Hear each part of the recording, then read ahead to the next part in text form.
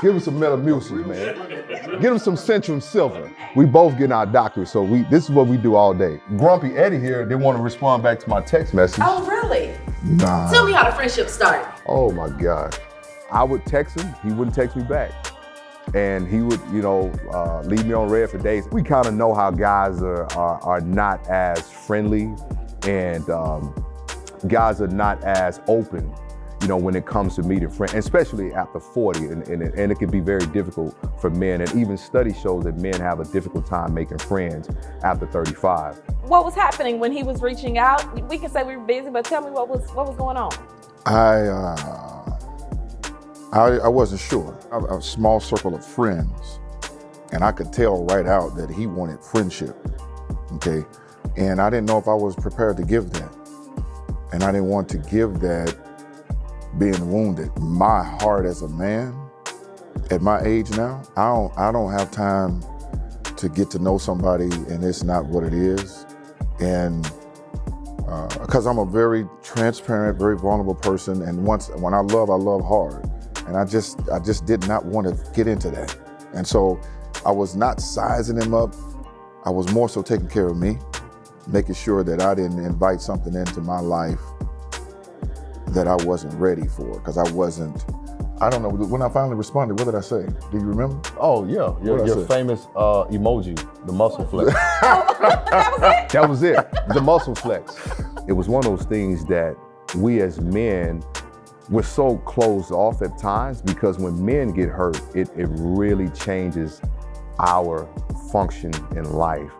Hold on, let me ask you this real quick. You're the oldest. I'm the oldest. Yeah, he's old. No, I knew that. I'm just messing with you. I'm messing with you. I want you to talk about the importance for Black men to have community, and how do they navigate those situations as it relates to finding friends at an older age?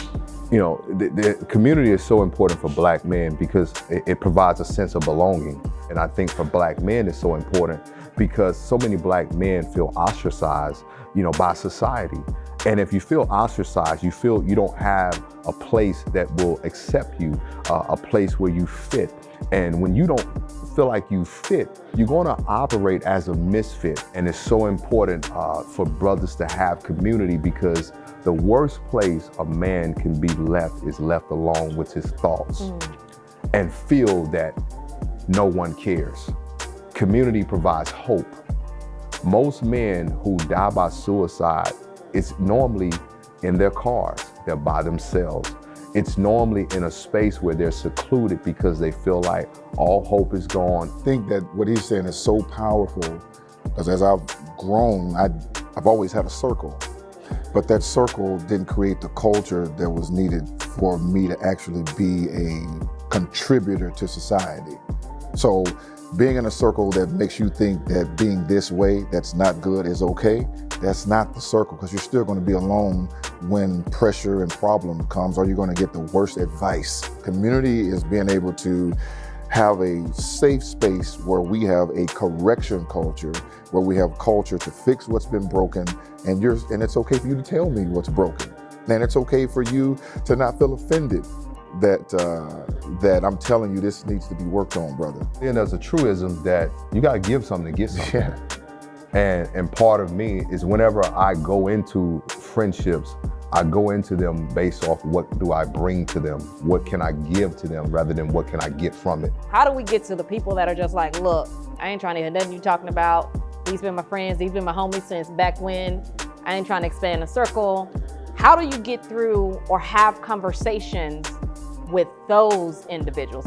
It's not about expanding your circle, it's about checking the circle so that when you are living in a place that you know if it's embarrassing, you feel lower than the gutter.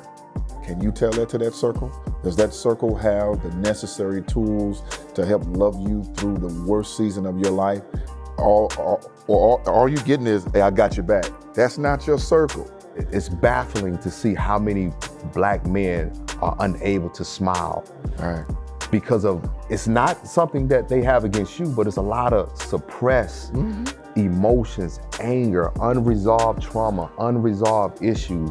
And you have a circle that can allow you to unpack that. Let me tell you something, that hardness And the absence of the softness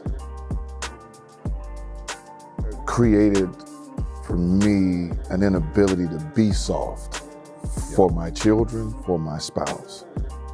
So an ongoing, evolving issue for me is learning how to give what I never got.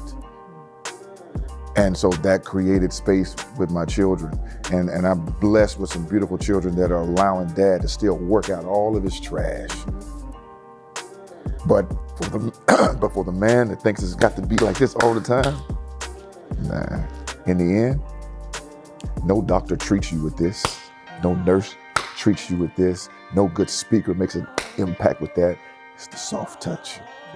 It's the gentle touch that massages away problems and understands and listens and loves and talks and helps guide you through it. So that's what I would say to that guy. Give it a shot. You're not weak for being soft. You really show how strong you are. I think it's important for brothers to know that it is a risk.